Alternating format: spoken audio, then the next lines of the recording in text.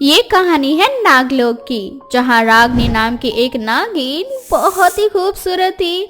नागलोक के हर नाग उससे प्रेम किया करते थे। हर कोई उससे विवाह रचाना चाहता था, लेकिन रागनी को एक शिवराज नाम के नाग से प्रेम था।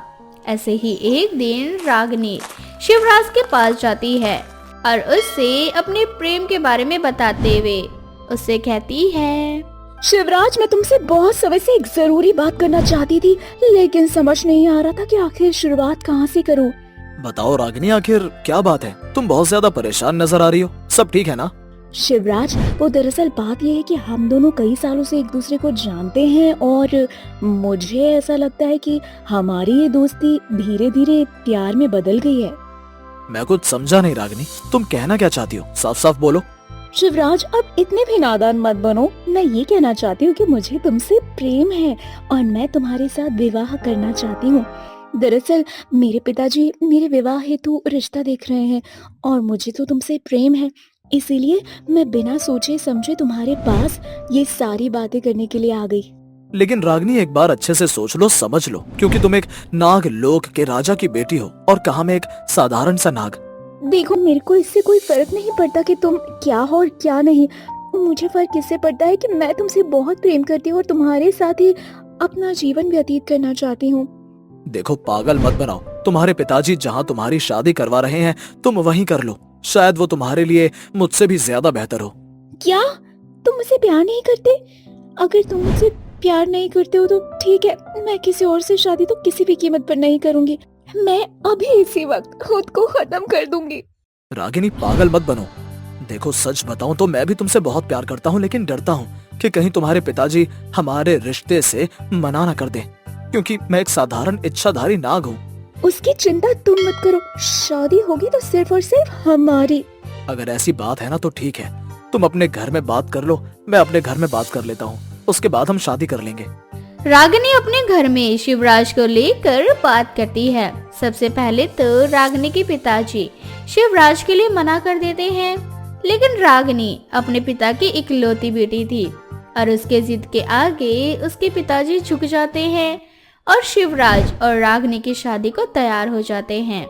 तो वहीं दूसरी तरफ शिवराज भी रागिनी से प्रेम करता था, इसलिए शिवराज रागिनी को मना नहीं कर पाया और उसके प्रेम प्रस्ताव को स्वीकार कर लेता है। और एक दिन शिवराज रागिनी को अपने घर लेकर जाता है, जहां शिवराज की माँ करुणा और शिवराज का भाई अनुराग रागिनी से मिलते हैं। अनुराग, जो कि एक इच्छाधारी सपेरा था, वह नागों को अपने वश में करना जानता था। अनुराग को रागिनी को देखते ही प्रेम हो गया था। अनुराग नहीं जानता था कि रागिनी उसके भाई की प्रेमिका है।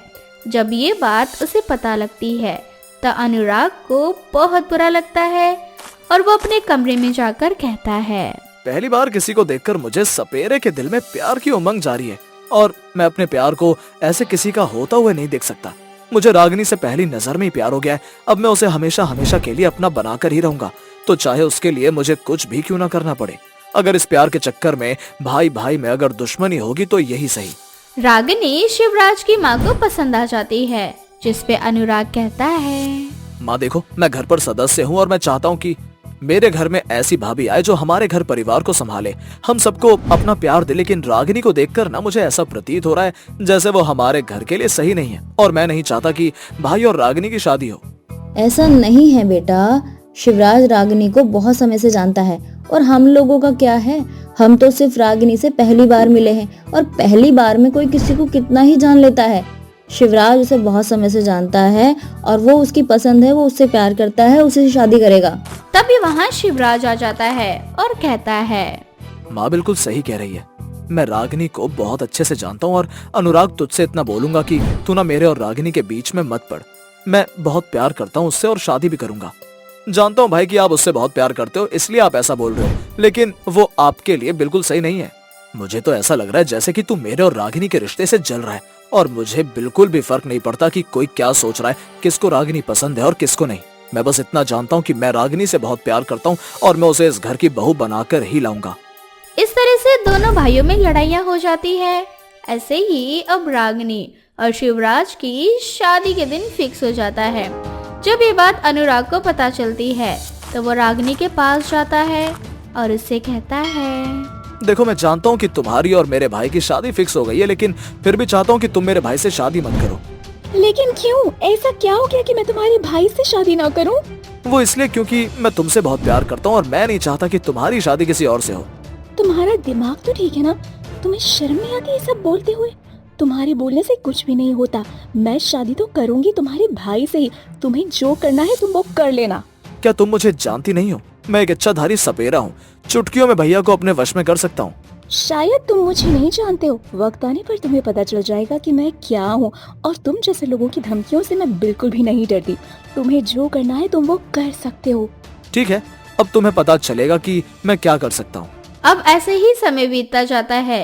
अब शिवराज और रागिनी की शादी का दिन नजदीक आ जाता है। शादी वाले दिन रागिनी दुल्हन के जोड़े में तैयार होकर अपने बारात का इंतजार कर रही होती है। इंतजार करते करते पूरा दिन निकल जाता है, लेकिन रागिनी के पास कोई बारात नहीं आती।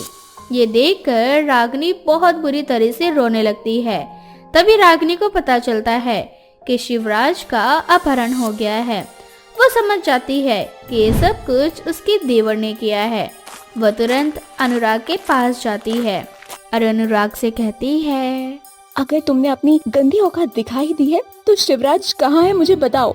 वो तुम्हें कभी भी पता नहीं लगेगा। मुझसे शादी कर लो, शिवराज को छोड़ दूंगा। देखो मेरा सब्र का बांध अगर टूट गया तो तुम्हें कोई भी नहीं बचा सकता। तुम जैसे आम इच्छाधारी नाग नागिन से मैं नहीं डरता। तुम जैसे लोगों को मैंने अपने वश में करके रखा है। चाहूँ तो तुम्हें भी कर सकता हूँ। दरअसल अनुराग रागिनी की शक्ति से अनजान था। रागिनी बहुत ही शक्तिशाली इच्छाधारी नागिन थी। रागिनी को बहुत गुस्सा आता है और वह अपने असली अवतार में आ जाती है और अनुराग को बहुत बुरी तरह से घायल कर देती है। अनुराग बहुत ज्यादा डर जाता है कि उसकी मौत नजदीक है। रागिनी अनुराग से कहती है, देख अभी भी मौका है।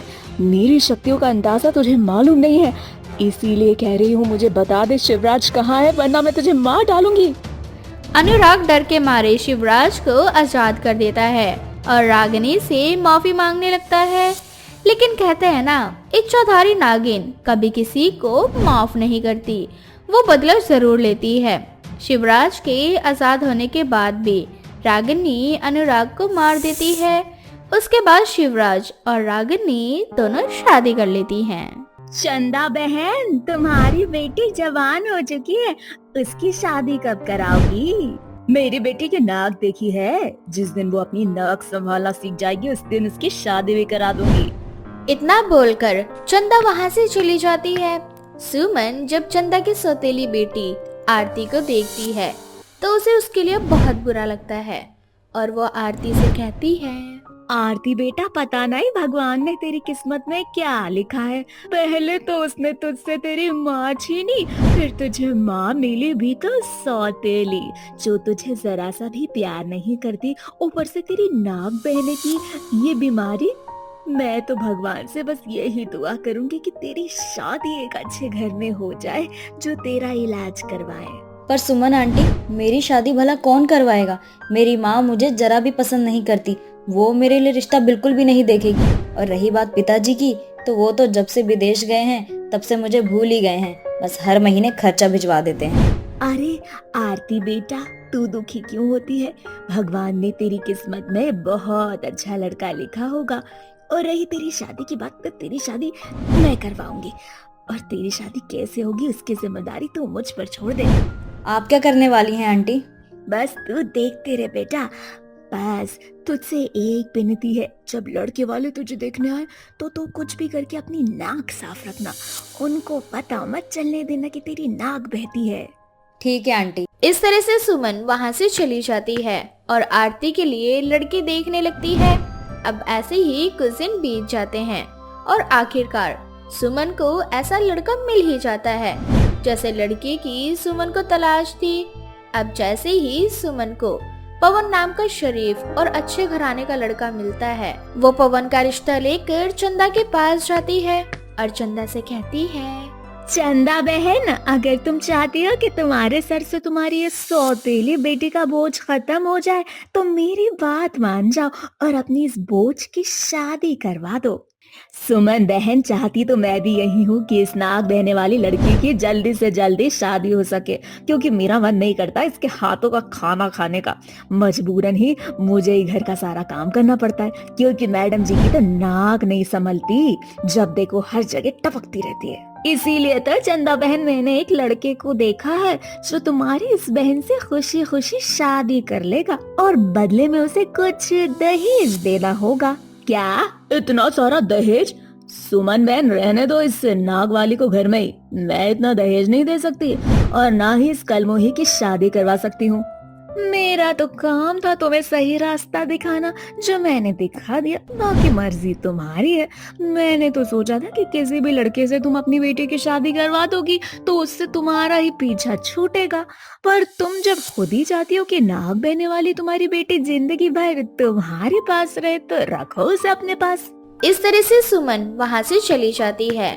पर सुमन के जाने के बाद भी चंदा के दिमाग में उसकी बातें घूमती रहती है और अगले दिन चंदा सुमन के पास जाकर उससे कहती है, बहन कल तुम मुझे उस लड़के के बारे में बता रही थी, मुझे वो रिश्ता मंजूर है। वैसे भी उस कलमोही के लिए कौन सा मुझे पैसे खर्च करने, उसकी मरी हुई माँ के कुछ गहने रखे, वही गहने उस लड़के को दे दूंगी और उसके सामने हाथ जोड़कर उनसे कह दूंगी। अब क्या था, अब बहुत जल्द सुमन पवन और उसकी माँ के साथ आरती को देखने के लिए उसके घर आती है, जहाँ चंदा आरती को तैयार करके लड़के को दिखाने के लिए ले जाती है। और इसी बीच वो आरती से कहती है, आय हाय कलमोही कहीं की ऐसे जाएगी नाक टपकाती हुई उन लोगों के सामने। अगर उसने तेरी नाक बहती हुई देख ली तो वो लोग रिश्ते से मना कर देंगे, फिर पड़ी रहना जिंदगी भर घर में। माँ आप तो जानती है ना कि मेरी बहती हुई नाक कभी नहीं रुकती, तो आप ही बताओ ना मैं क्या करूँ जिससे मेरी नाक रुक जाए। तेरी माँ तो चल बसी, पर तेरे साथ तेरी नाक यहीं छोड़ गई। अरे अपनी माँ के साथ तू भी मर जाती ना। अगर तू मर जाती तो मेरे सर से बोझ पहले ही उतर जाता। खैर अब ये पकड़ रुमाल और जैसे ही नाक आए नाक साफ कर लेना और कोशिश करना कि नाक आने से पहले ही उसे ऊपर खींच ले। ठीक है माँ। अब आरती बिल्कुल ऐसा ही करती है, पर फिर भी वो अपनी बहती हुई नाक को ज्यादा देर तक नहीं रोक पाती और पवन उसकी बहती हुई नाक देखकर उससे कहता है, आरती इस उम्र में भी तुम्हारी नाक। नहीं पवन जी, आप मुझे गलत समझ रहे हैं। वो दरअसल बात यह है कि मुझे तेज जुकाम हो चुका है और जुकाम में मेरी नाक बहने लगती है। ओ, तो तुम्हें जुकाम है और मुझे लगा कि तुम्हें नाक बहने की बीमारी है। वैसे शायद सुमन आंटी ने तुम्हें बताया नहीं कि मैं एक डॉक्टर हूँ। अब जैसे ही आरती को पता चलता है कि पवन एक डॉक्टर है, आरती के पसीने छूट जाते हैं, लेकिन सुमन सारी बात संभाल लेती है और रिश्ता तय हो जाता है।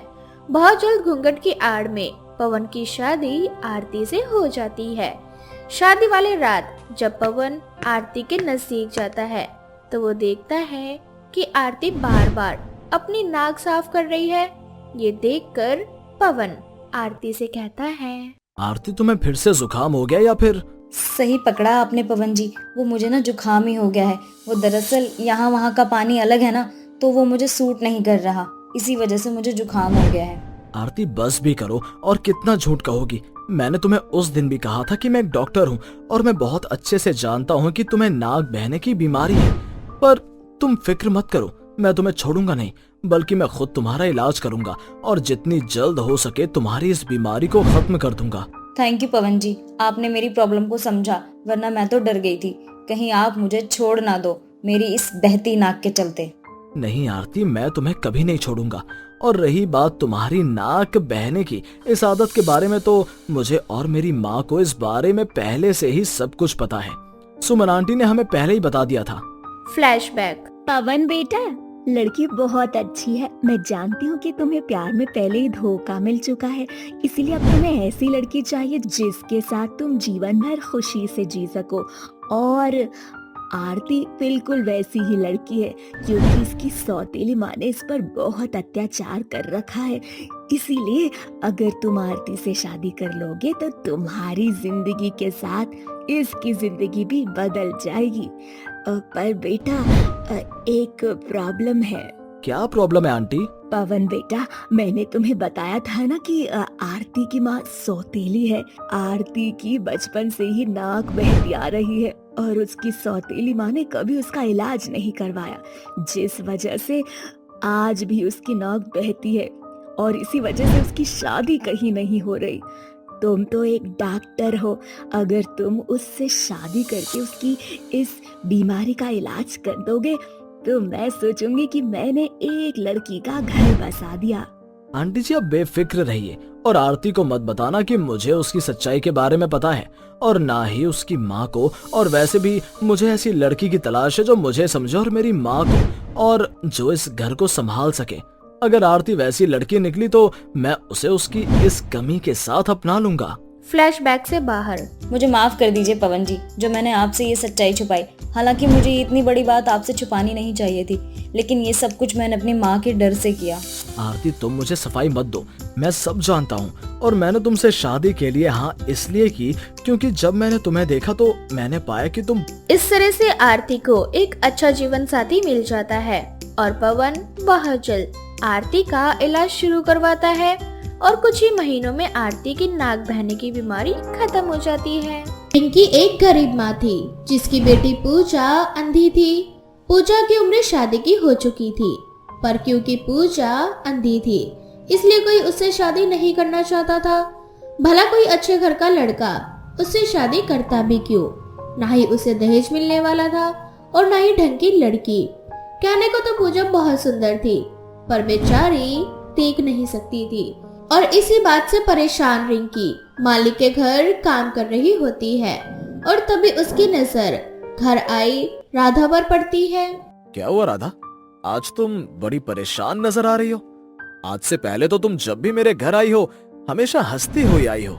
अरे भैया, अब क्या ही बताऊं, मेरा बेटा सूरज जिसकी शादी नहीं हो रही। अब मैं तो ये सोच रही हूँ कि अब जो भी लड़की मिलेगी मैं उसी से उसकी शादी करा दूंगी। फिर चाहे वो लड़की लंगड़ी हो, लूली हो, गूंगी हो, कुछ भी हो, सब चलेगा मुझे। अब कर भी क्या सकते हैं। अरे रिंकी, तुम यहाँ खड़ी खड़ी क्या देख रही हो? मेरी बहन आज बहुत दिनों बाद यहाँ आई है। जाओ कुछ नाश्ता पानी का इंतजाम करो। वैसे तो रिंकी रसोई में काम करने के लिए चली जाती है, पर उसका पूरा ध्यान राधा की बातों पर होता है। राधा की बातें सुनकर अब रिंकी के जहन में अपनी बेटी पूजा की शादी सूरज से करवाने की इच्छा उत्पन्न होने लगती है। बड़े लोगों की बड़ी बातें। काश की मालकिन अपने बेटे की शादी मेरी बेटी से करवा देती। आखिर उन्हें भी तो कोई भी लड़की चलेगी। क्या करूं, मालिक से बात करूं या ना करूं? वो ऐसा ना सोचे कि मैं गरीब बड़े बड़े सपने देख रही हूँ। ऐसा काम करती हूँ, मालिक की बहन को जाने देती हूँ, फिर अकेले में मालिक से बात करूंगी। यही सोचकर रिंकी घर के कामों में व्यस्त हो जाती है और इसी तरह से कुछ दिन बीत जाते हैं। आखिरकार रिंकी हिम्मत करके अपने मालिक से अपनी बेटी की शादी की बात कर ही लेती है। मालिक, आपसे कुछ बात करनी थी। हाँ बोलो रिंकी, क्या बात करनी है? मालिक, मैं बहुत दिनों से कहना चाहती थी पर डर लगता था। हम छोटे लोग हैं ना, तो कहीं आप हमें नौकरी से ना निकाल दें। पर मालिक जी, आपकी बहन बोल रही थी कि उन्हें अपने घर के लिए कैसी भी बहू चलेगी। मेरी बेटी अंधी है और मैं गरीब। मेरे पास इतने पैसे नहीं कि मैं दहेज देकर अपनी अंधी बेटी की शादी करवा सकूं। आपकी बहन बोल रही थी कि कोई भी लड़की चलेगी। अगर आप बुरा ना माने तो क्या मैं अपनी बेटी की शादी।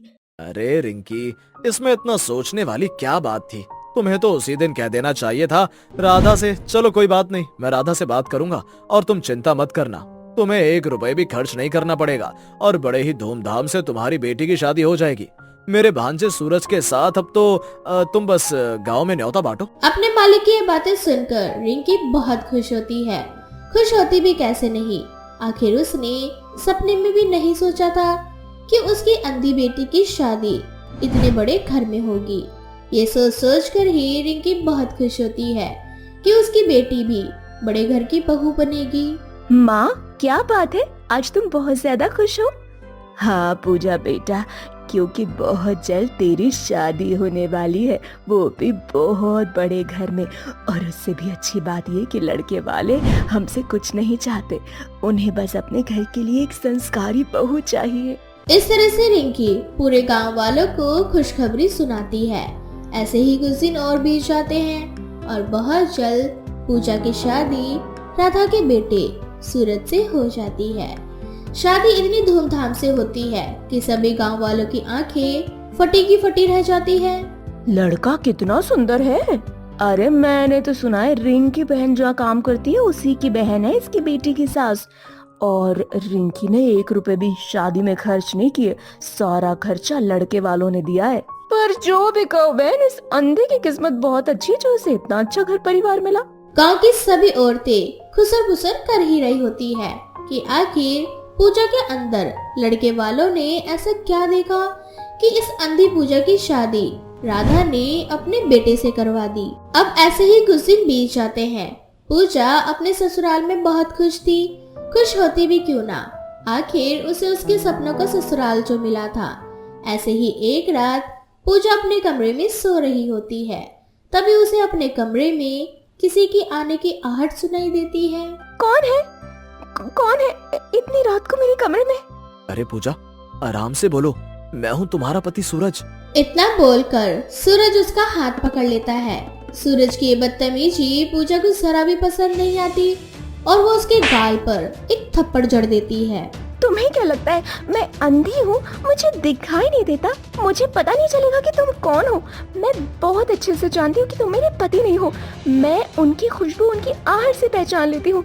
तुम मेरे पति नहीं हो, इसीलिए खबरदार जो मुझे हाथ लगाने की कोशिश की। पूजा, मेरी बात को समझो, मैं ही तुम्हारा पति हूँ और थोड़ा आराम से बोलो। अगर माँ ने सुन लिया और उन्होंने मुझे तुम्हारे पास देख लिया तो मुसीबत खड़ी हो जाएगी। मैंने कहा ना, मुझसे दूर हटो। मैं अंधी हूँ, बेवकूफ नहीं। मुझे आंखों से कुछ दिखाई नहीं देता, पर मुझे तुमसे ज्यादा इंसान की पहचान है। इस तरह से पूजा जोर जोर से चिल्लाने लगती है और तभी पूजा की आवाज सुनकर घर का नौकर रामू पूजा के कमरे में आता है। मालकिन, क्या हुआ? साहब जी से आपका कुछ अंदर हुआ क्या, जो आप साहब जी को अपना पति मानने से इनकार कर रही हैं? रामू, लगता है आज तुमने ज्यादा ही पी ली, तभी तुम ऐसी बहकी बहकी बातें कर रहे हो। अरे मैं अंधी हूँ, तुम भी अंधे हो गए हो क्या? दिखाई नहीं देता कि मेरे कमरे में कोई और आदमी आया और मुझे जबरदस्ती अपनी बीवी बना रहा है? पर मालकिन, यही आपके पति हैं, यही तो हैं सूरज बाबू। घर में हो रहे शोर की आवाज सुनकर अब राधा और पूजा के शोर से उसके जेठ जेठानी की भी आंखें खुलती है और वो भी पूजा के कमरे में आते हैं। पर जैसे ही पूजा का जेठ कमरे में जाता है, पूजा उसके गले लग जाती है और सभी घर वालों से कहती है, सूरज जी, अच्छा हुआ जो आप आ गए। अब इन सबको बताइए कि ये आदमी मेरा पति नहीं, मेरे पति आप हो। पूजा, ये क्या बदतमीजी है? तुम मेरे पति को अपना पति कैसे कह सकती हो? माना कि तुम अंधी हो और मम्मी जी ने सूरज की शादी तुमसे कराकर तुम पर एहसान ही तो किया है। घर में किसी को कुछ समझ नहीं आ रहा था कि क्या हो रहा है। पूजा अपने जेठ को अपना पति कह रही थी तो वही उसकी जेठानी उसे इस बात के लिए धमका रही थी। तो वही दूसरी ओर सूरज पूजा को बार बार यकीन दिला रहा था कि वही उसका पति है और उसके साथ धोखा हुआ है। आखिर सूरज किस धोखे की बात कर रहा था? मैं अपनी पत्नी के साथ और धोखा होते हुए नहीं देख सकता। आप उसे सारा सच बता दी हो या आज मैं खुद सच बताऊं? हाँ हाँ, हो रहा है पूजा बहू के साथ धोखा, और उसे धोखा देने वाला कोई और नहीं बल्कि मैं ही हूँ। पर मेरे ये सब करने की वजह ना तुम सब हो। मैं इसे इस घर की बहू इसलिए बनाकर लाई थी ताकि ये मेरे अंश को आगे बढ़ाएगी, लेकिन क्या हुआ, मेरा एक बेटा तो नपुंसक निकला, और अगर ये नपुंसक निकला तो मेरी ये बड़ी बहू जो कि एक बांझ निकली। अब एक बेटा मेरा नपुंसक है जो मेरे अंश को कभी आगे ही नहीं बढ़ा सकता, और मेरा जो दूसरा बेटा है वो अंश को आगे बढ़ा तो सकता है लेकिन उसकी बीवी बांझ निकली।